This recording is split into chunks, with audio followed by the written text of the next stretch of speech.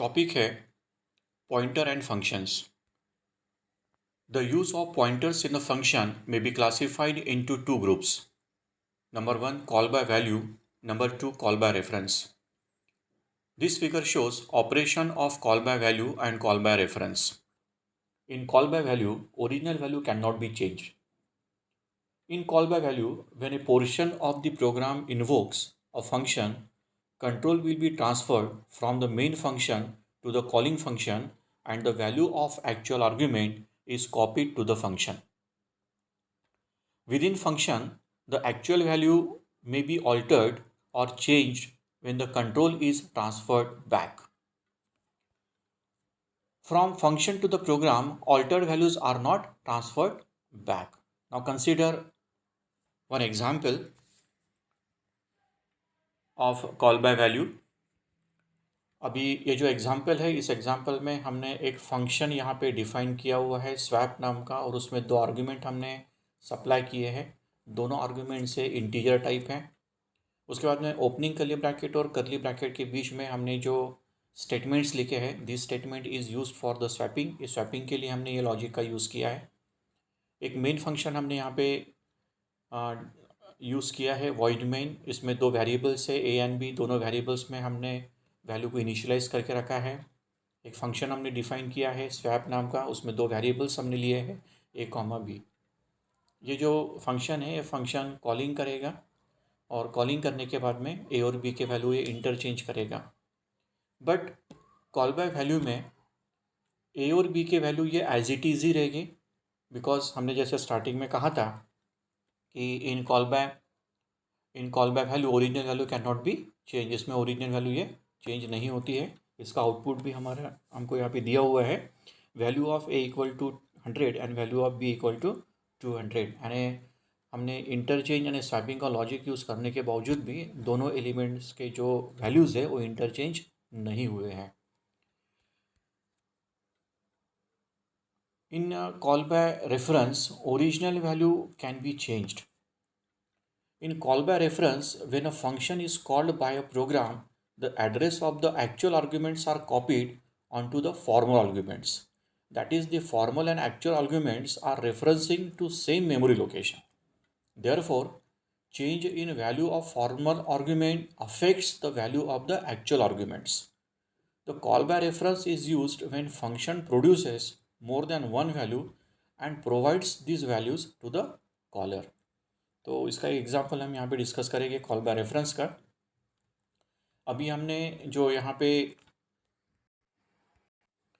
पे स्वैप हमने एक फंक्शन यहाँ पे डिफाइन किया है. उसमें हमने एक दो पॉइंटर आर्गुमेंट्स सप्लाई किए हुए हैं ए और बी, और ओपनिंग करली ब्रैकेट और क्लोजिंग करली ब्रैकेट के बीच में हमने जो स्टेटमेंट्स यूज़ किए हैं वो स्वैपिंग का लॉजिक यूज़ हमने किया है. और इसमें हमने एक टेम्प्रेरी वेरिएबल लिया है, क्योंकि स्वैपिंग करते वक्त हमको एक थर्ड वेरिएबल की ज़रूरत पड़ेगी, एक टेम्प्रेरी वेरिएबल की हमको ज़रूरत पड़ेगी. और उसके थ्रू हम यहाँ पे दो एलिमेंट्स दो वेरिएबल के जो वैल्यूज़ है वो वैल्यूज़ हम इंटरचेंज करेंगे. मेन फंक्शन में हमने दो यहाँ पे पॉइंटर वेरिएबल्स लिए हैं, जिसमें हमने 100 और 200 इनिशियलाइज करके रखा है. और स्वैप फंक्शन हमने यहाँ पे जो डिफाइन किया है उसमें एम्परसेंट ए और एम्परसेंट बी. तो ये हमारा एड्रेस पॉइंटर है. तो दोनों एड्रेसेस ये एलिमेंट्स के चेंज हो गए, और चेंज होने के बाद में हमको जैसे हमने ए में 200 ए में हमने 100 एंटर किया है और बी में हमने 200 इनिशियलाइज किया हुआ है. तो आउटपुट जब हमको मिलेगा तो दोनों की वैल्यूज़ ये इंटरचेंज होकर हमको मिलेगा, because this is called as a call by reference. तो यहाँ पे जो हमारी ओरिजिनल वैल्यू जो होती है वो ओरिजिनल वैल्यू हमारी यहाँ पे चेंज होती है. नेक्स्ट टॉपिक है references. Reference variable is an alias, that is another name for an already existing variable. Once a reference is initialized with a variable, either the variable name or the reference name may be used to refer to the variable. A reference is an implicit pointer. It can be used as function pointer, function return value, and standalone reference. Now first we discuss reference parameters. Argument can be passed to function either by call by value or call by reference. In call by value, a copy of the argument is passed to the function. Call by reference passes the address of the argument to the function. By default, C++ uses call by value. Now to create a reference parameter to add and before parameter's name. For example, void minus in bracket int ampersand I bracket close semicolon. Here I is the reference parameter. Now next is returning references. A function may return a reference. It always the function to be used on the left side of an assignment statement. For example, char ampersand rep in bracket integer I bracket close semicolon. Now this is used to return a reference. Next is independent reference. Now in this reference, create independent reference, that is reference variable must be initialized at the time of declaration.